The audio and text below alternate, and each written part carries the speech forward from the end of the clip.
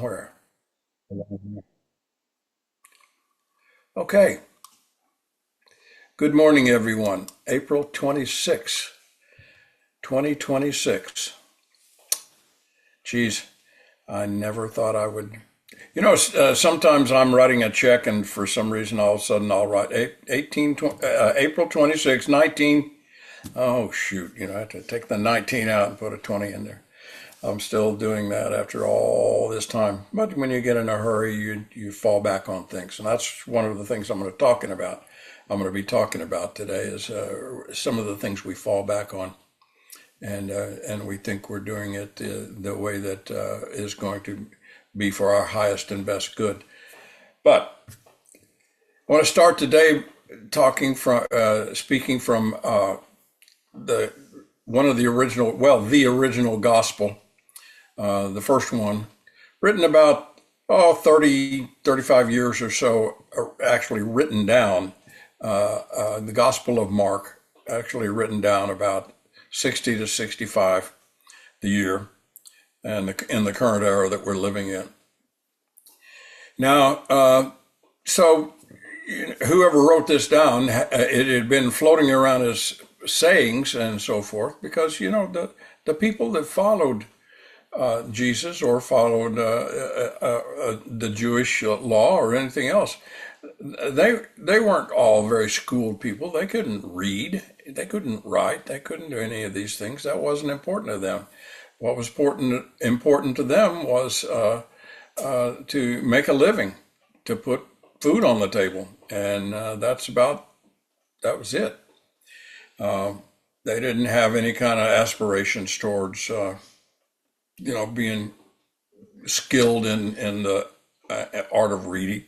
But somewhere during that time, someone who wrote under the name Mark put all these sayings and so forth down and tried to follow the life of this master teacher, Jesus, as much as they possibly could.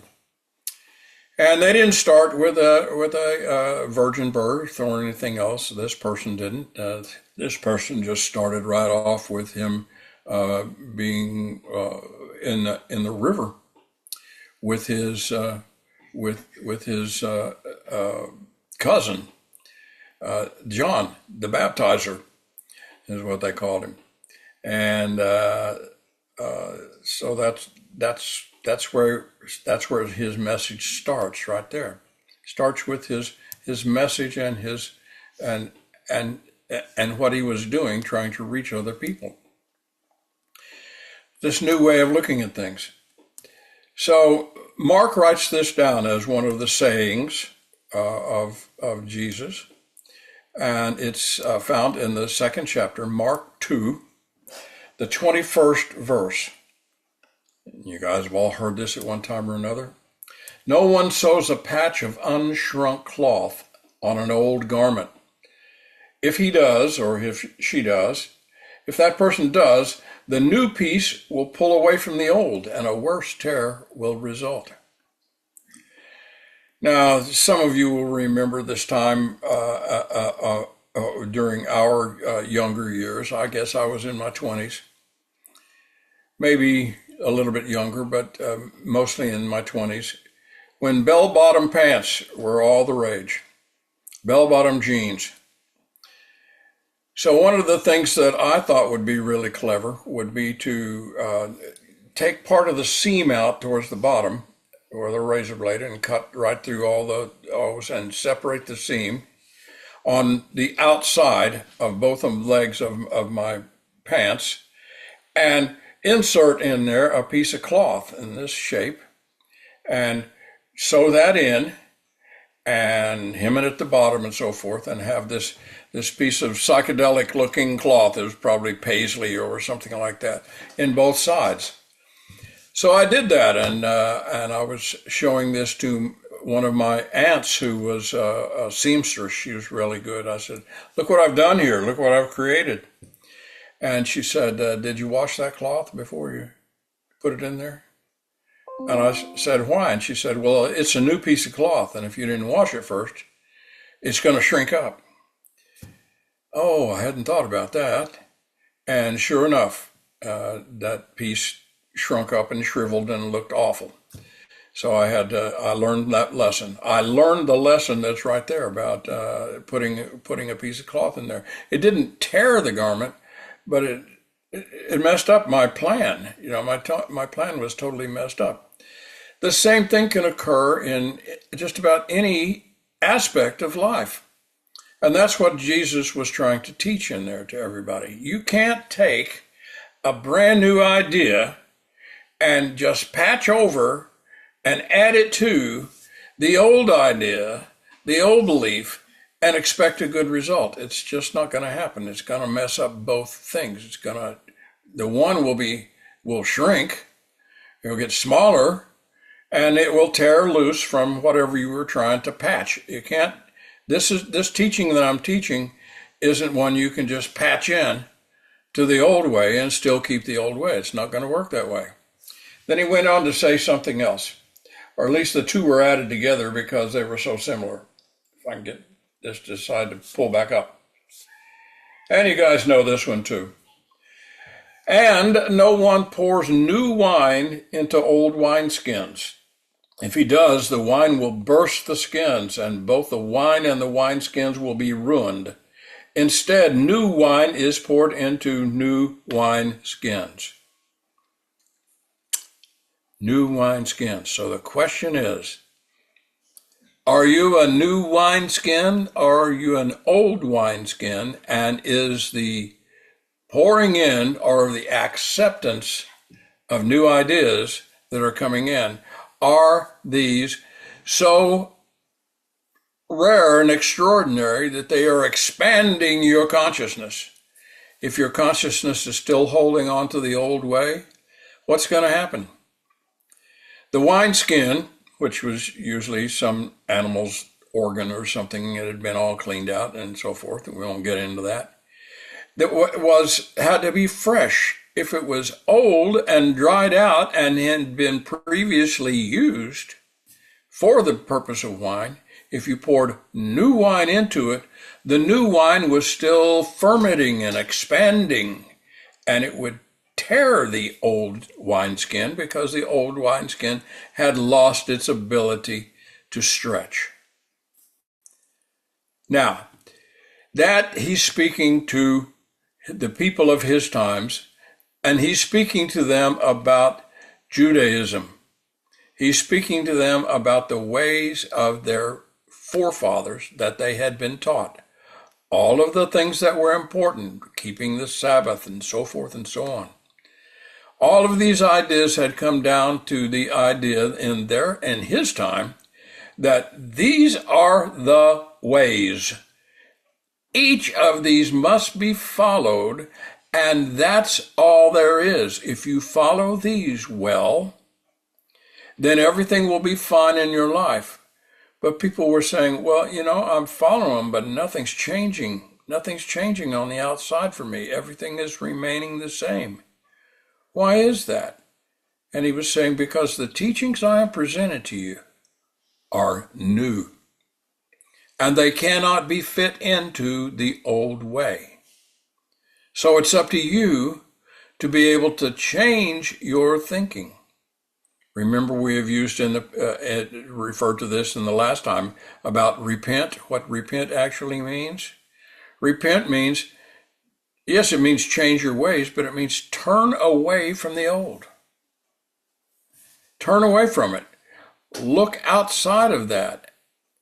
Well, that's all well and good, but if your mindset is still stuck in a way that comes from the past, and by the way, this is called later, this is called the gospel of death. That's the way, the teachings of death. That's the way it was viewed by Paul, the Apostle Paul. He writes that down in Corinthians. He says the old way was the way of death. And what's he talking about? He's talking about the 10 Commandments. Thou shalt not. Or what? What will happen? You'll die. Thou shalt not do this. Well, or what? What will happen? Same thing. You will die. So it was the the gospel of death. And he said, we've come with a new gospel, a new way of looking at things, the new life. That's all well and good for those times. That's all well and good. Well, we're not living in those times, are we? We're not living in those times at all. Instead, a new way came along. And what did the human mind and the human way of looking at things do? It set new rules in stone, set them just as were set the 10 Commandments.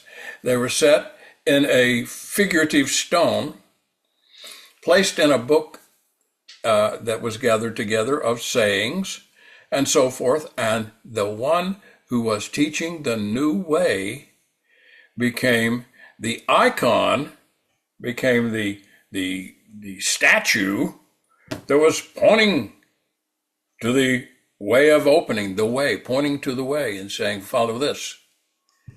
Instead, that became dusted over with time, and it was no longer follow this, it was follow me. That is so human.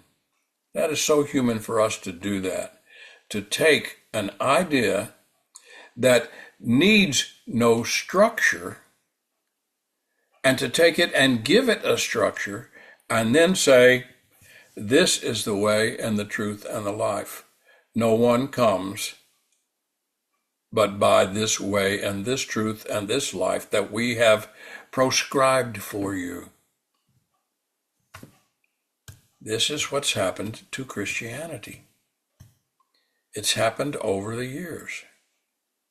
Now, I want to take that a step further. This is what's happened to unity as well.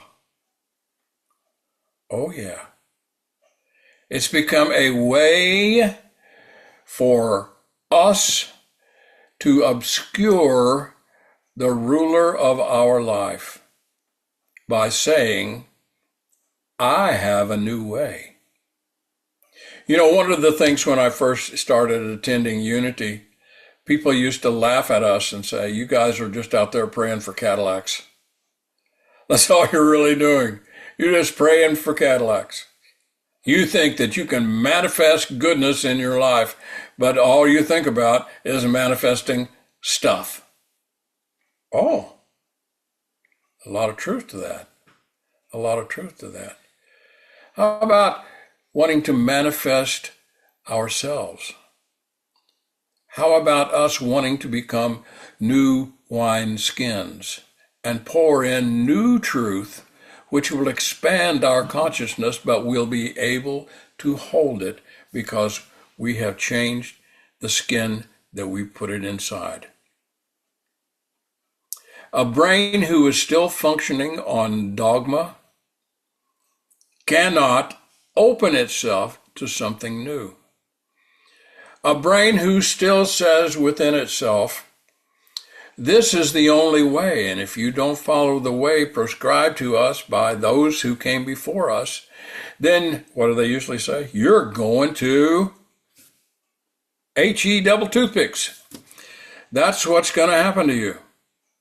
Or HE double hockey sticks, or however you want to look at that phrase. Now, that will be true to a mind who is set in an old way. And fear is what will keep you in place. Fear of what may happen to you or is going to happen to you because someone else has told you this is going to happen to you. Let's get beyond that. Let's get beyond fear completely. Let's open ourselves up once again within this thing, this beautiful thing that we call the unity movement, the unity understanding of the way.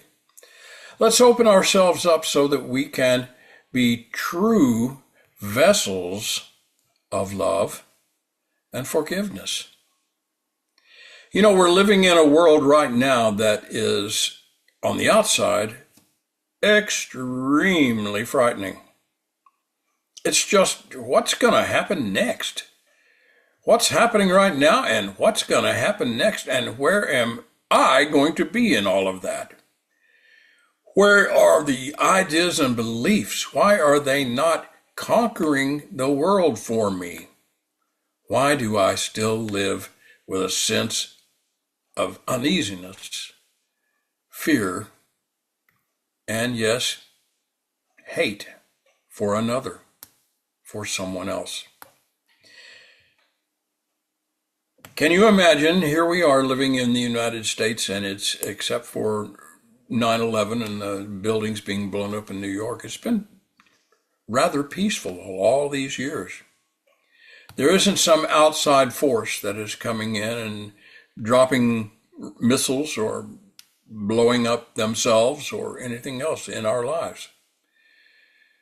If we can get beyond all of that kind of stuff, our side of the world will remain peaceful, but not by keeping others out, but rather accepting them and bringing them in and seeing that we are all of us, important to one another.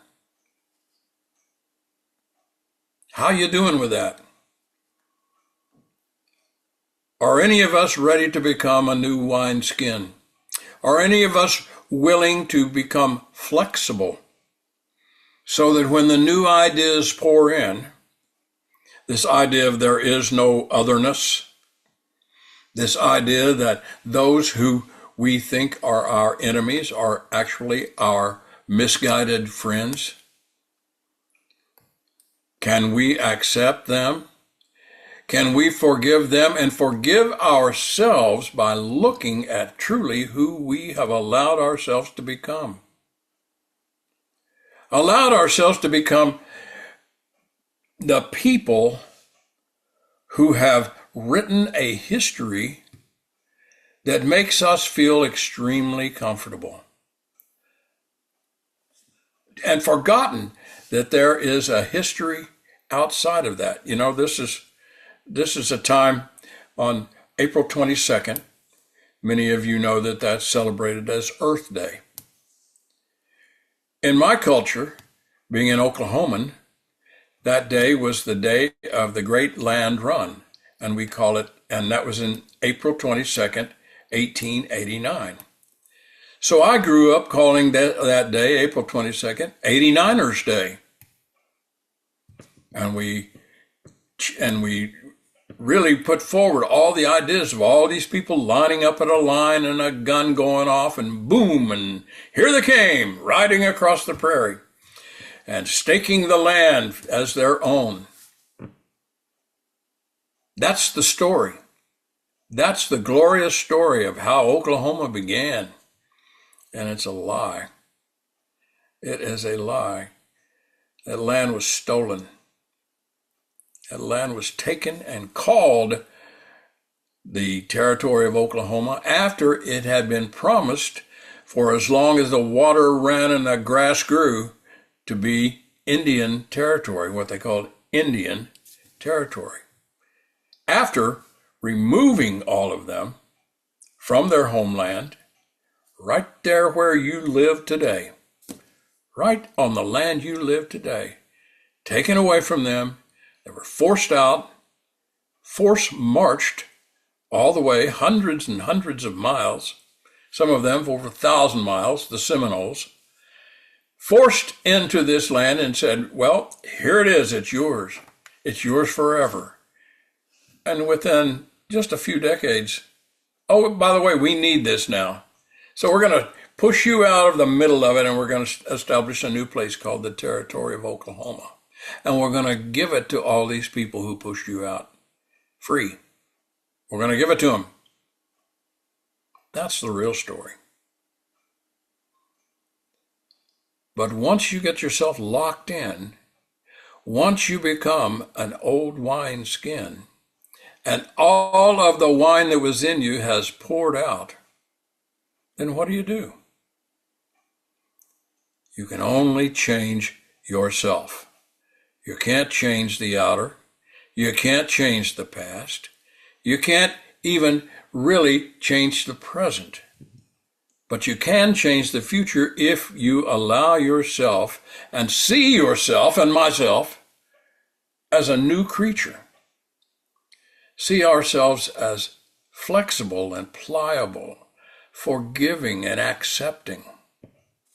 When we put ourselves in that position, then we become a new wineskin. We can't do anything with the patch that we try to put on it, this new cloth patch that we try to put on this tear in history. We can't do that. That's not going to work. But what will work is if we change ourselves within. Let there be peace today, and let it begin with me. Let it begin with you, each one of you, each one of us. Let it begin with all those that you come in contact with. See them with your filters down. Just take that anxiety you might feel inside yourself to somebody who looks a little different or has a different accent or whatever it might be, and just let that anxiety screen down. See things in a different way. See things in a more pliable way. And you will be pouring new wine into an old wineskin. God bless.